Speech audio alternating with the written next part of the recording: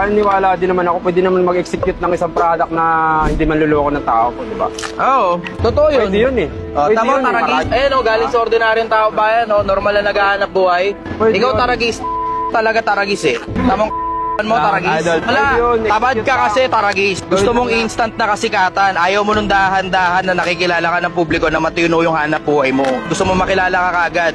O pa, tignan mo ang nangyari sa'yo. Ka. Ang hindi ko gusto makakita ng isang Pilipinas na maraming gumagawa ng kalokohan na ginawa mo taragis. Pilipinas, yung mga tao at mga negosyo na mga siraulo, wag niyong susuportahan. Uulitin ko, yung mga tao at mga negosyo na alam niyo ng siraulo, wag niyong susuportahan. Wag kayong bibili sa mga ganyang klase ng tao na mga siraulo. Hindi natin gugustuhin ang isang Pilipinas na puro siraulo ang mga negosyante na pag hindi sila gumagawa ng hindi nila kaya ipakilala yung produkto nila. Pilipinas, magising ka na. Pilipinas, magising ka.